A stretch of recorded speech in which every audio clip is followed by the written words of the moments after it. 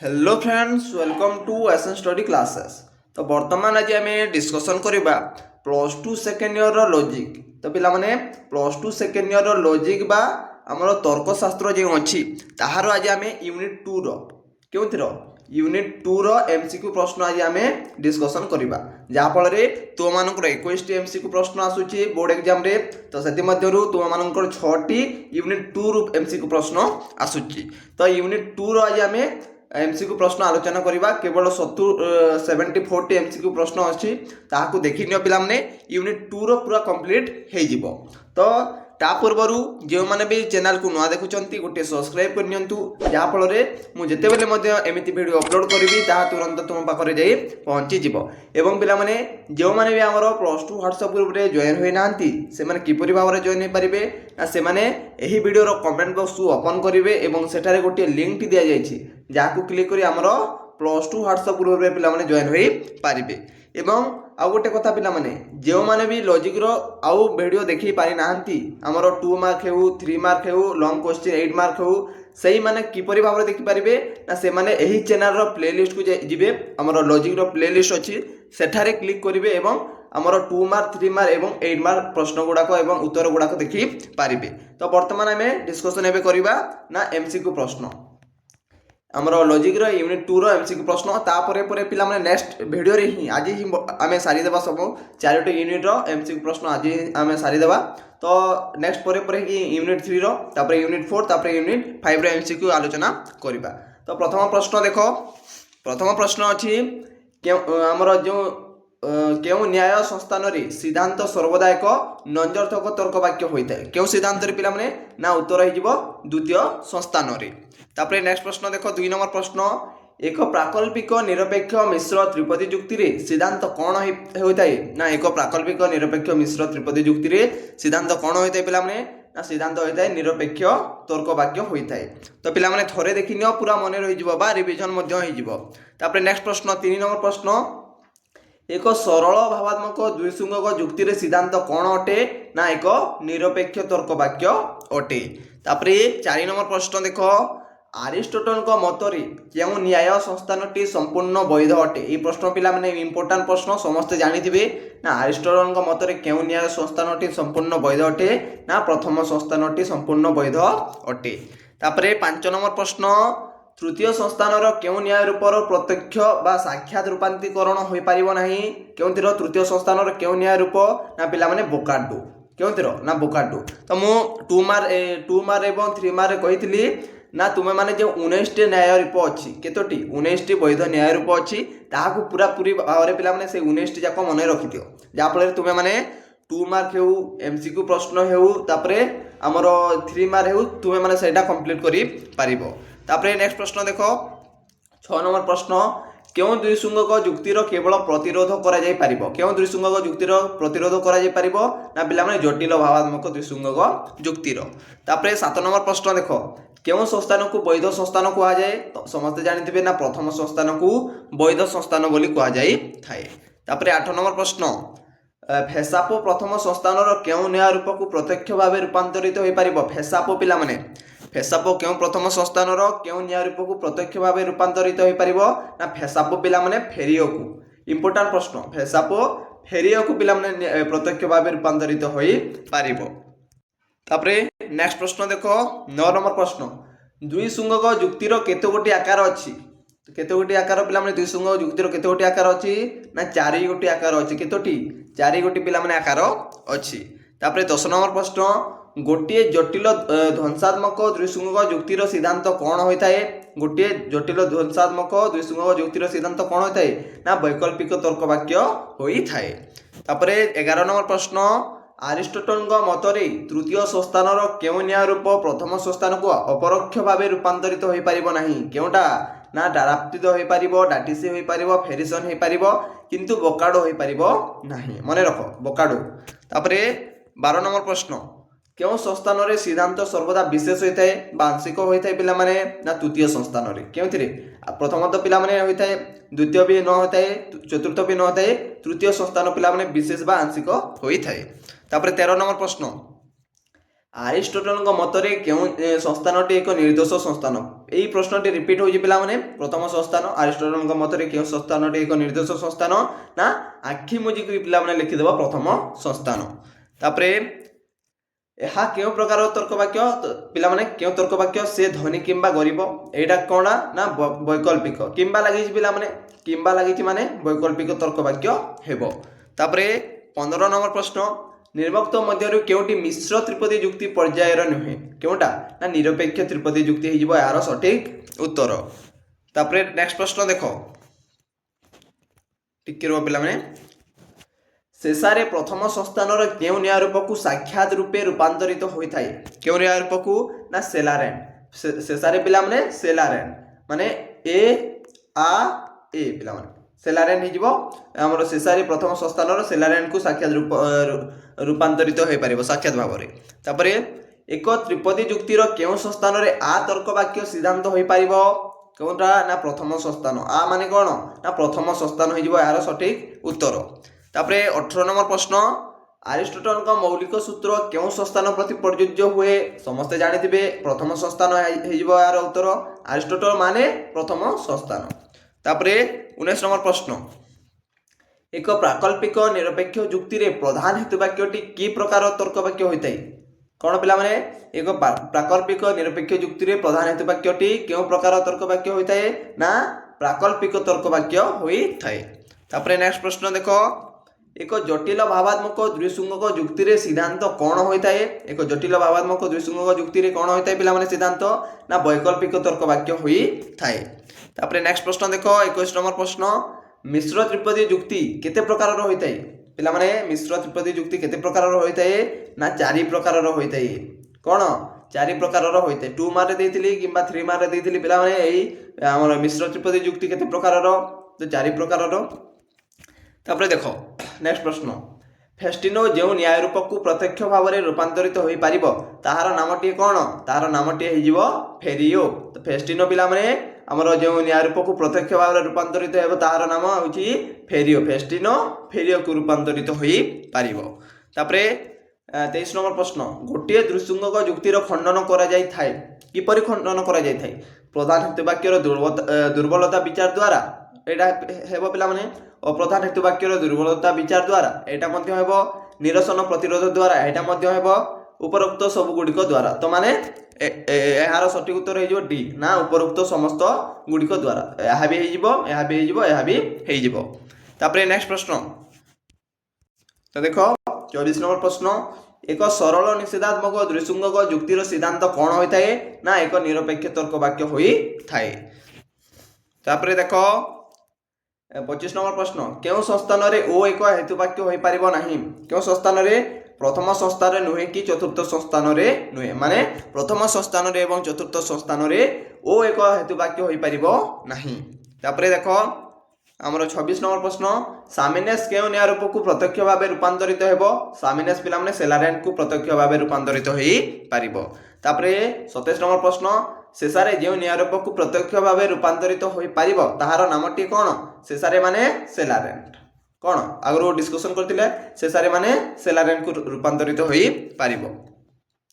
तापरे देखो नेक्स्ट प्रश्न फेलाप्टन केउ न्याय रूप को प्रत्यक्ष भाव रूपांतरित हेबो ना फेलाप्टन फेरियो को रूपांतरित हो पारिबो। तापरे देखो साक्षात रूपांतरीकरण पाई बारकोर परिवर्तित नाम कौन ना मु 2 मार्क देइथिली पिला माने साक्षात रूपांतरीकरण पाई बारकोर परिवर्तित नाम कौन देइथिले ना फाक्सोको देइथिली कौन फाक्सोको देइथिली पिला माने यार नूतन नाम। तापरे 30 नंबर प्रश्न क्यों प्रकार द्विसंगक जुक्तिर प्रतिरोध द्विसंगक जुक्ति द्वारा निरसन करी हुए तो पिला माने यार उत्तर हो जटिल भावात्मक। तापरे हमरो नेक्स्ट प्रश्न गोटे वैकल्पिक असर्थक त्रिपदी जुक्ति रे सिद्धांतटी किपरि हेबा आवश्यक ना असर्थक जुक्ति रे पिला माने असर्थक तर्क वाक्य हेबा आवश्यक। तापरे 32 नंबर प्रश्न देखो गोटे द्विसंगक जुक्ति को सदर्थक केतेबेले कुहा जाए गोटे द्विसंगक जुक्ति को सदर्थक केतेबेले कुहा जाए ना जेतेबेले पूर्वक को स्वीकार करिबा जोगु अनुगक को पिला माने स्वीकार करू ताहाकू द्विसंगक जुक्ति को सदर्थक बोली कुहा जाई थाए। तापरे हमरो नेक्स्ट प्रश्न देखो गोटे द्विसंगक जुक्ति को केतेबेले सरल कहा जिवो केतेबेले ना उत्तर देखो बी नंबर ना जेतेबेले सिद्धांत असर्थक अटे सेतेबेले आमे द्विसंगक जुक्ति को सरल कहि जिबा आवश्यक। तापरे 34 नंबर प्रश्न डाराप्टीर प्रथम संस्थानर केउ निरूपक को साक्षात भाव रूपांतरीकरण हुए ना डाराप्टी माने डारी को साक्षात रूपांतरीकरण होई थाए। तापरे नेक्स्ट प्रश्न हमर देखो निम्न त्रिपदी जुक्तिर प्रकार निर्णय कर जदि सूर्य थाए आलोक थाए सूर्य अछि अतएव आलोक अछि माने यार उत्तर हो मिश्रित बीजोजक निरपेक्ष। यार सठिक उत्तर कौन मिश्रित बीजोजक निरपेक्ष तर्क वाक्य।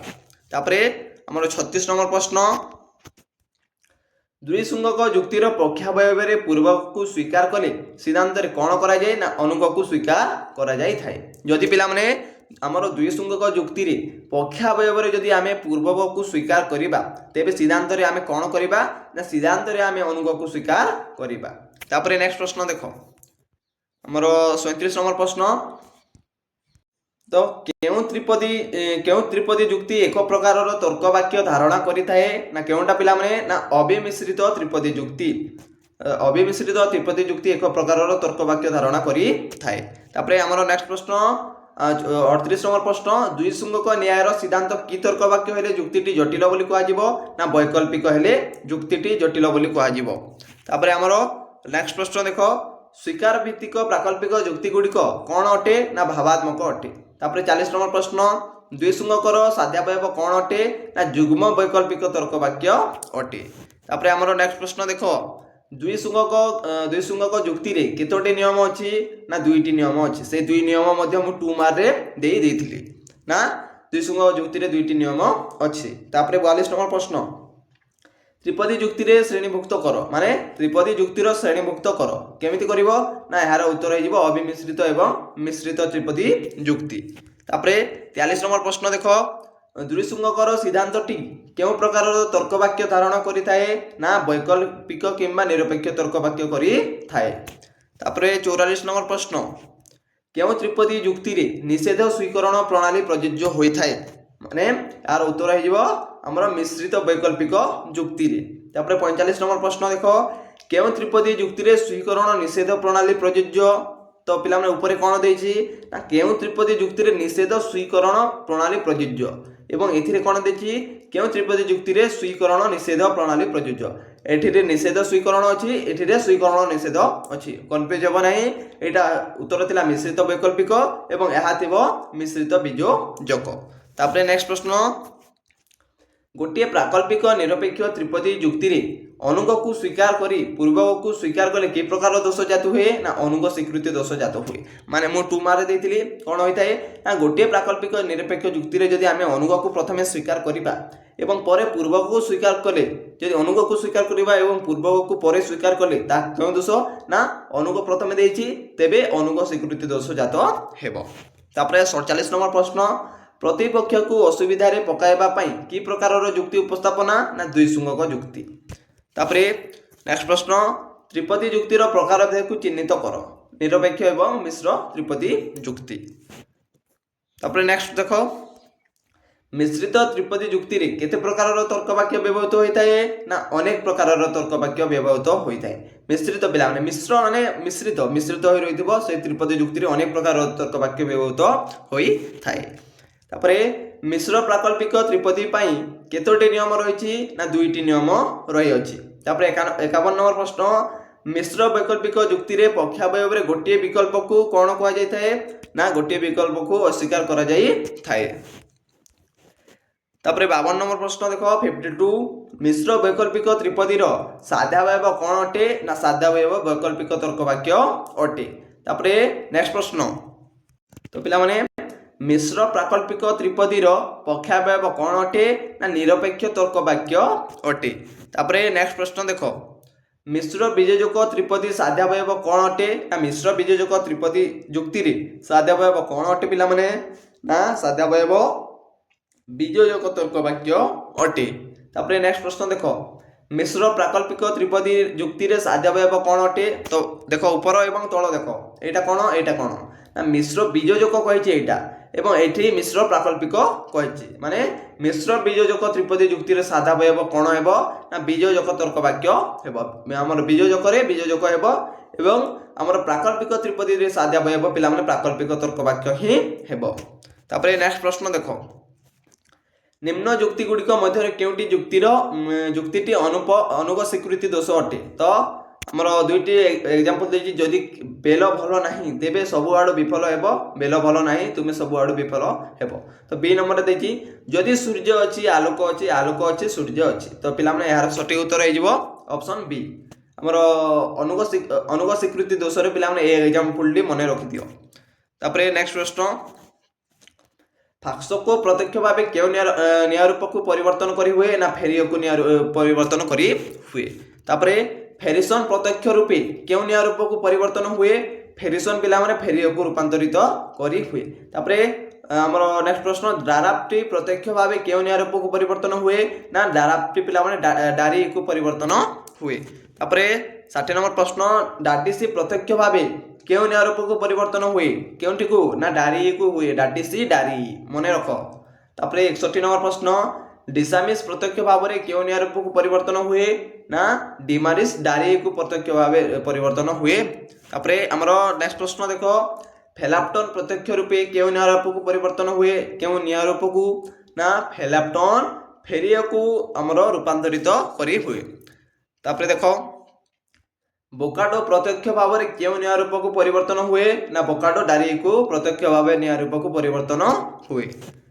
तापरे 64 नंबर प्रश्न कामिनेस प्रत्यक्ष भाव रे क्यों न्याय रूप को ना सेलारेन को कामिनेस सेलारेन को प्रत्यक्ष रूपांतरित करी हुए। तापरे हमर 65 नंबर प्रश्न डिमारिस प्रत्यक्ष भाव रे क्यों न्याय रूप को परिवर्तन हुए ना डिमारिस डारी को प्रत्यक्ष भाव परिवर्तन करी हुए।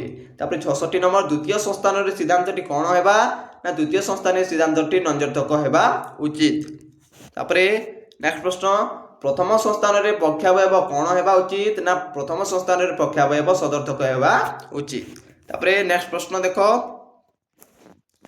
68 नंबर प्रश्न द्वितीय संस्थान रे साध्यावयव कोन हेबा उचित ना द्वितीय संस्थान रे साध्यावयव सार्विक हेबा उचित। तापरे प्रथम संस्थान रे साध्यावयव कोन हेबा उचित ना प्रथम संस्थान रे साध्यावयव सार्विक हेबा उचित।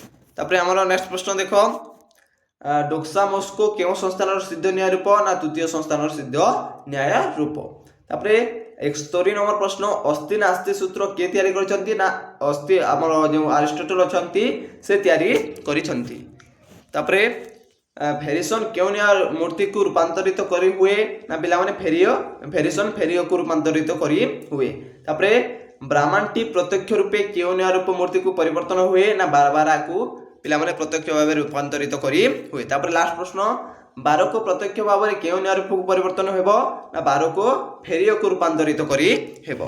तो पिला माने वर्तमान आमे आलोचना करिले हमर लॉजिक रो यूनिट 2 रो हमर एमसीक्यू प्रश्न गुडा को तापर आमे यूनिट 3 को कंप्लीट करबा। तो ए वीडियो रे पिला माने यूनिट 2 कंप्लीट तो यहा को देखिनियो थोरे जहाँ फल तुम मैंने भल मार्क रखिपार रिविजन हो जो मैंने पढ़ी आगु और जो मैंने आगु देखी ना से मैंने यहाँ देखी नियंतु जहाँ फल तुम मान मार्क बेटर रही जो मैंने आम 2 मार्क 3 मार्क 8 मार्क देखी ना से मैंने पिला माने प्लेलिस्ट को जानतु बारंबार कहूँ समस्त भिडियो मुझे प्लेलिस्ट को जाए से प्लेलिस्ट को फॉलो करंतु प्लेलिस्ट समस्त वीडियो अच्छी आमर लॉजिक रो सेठा को जाई तुमे माने समस्त वीडियो देखी पारिबो।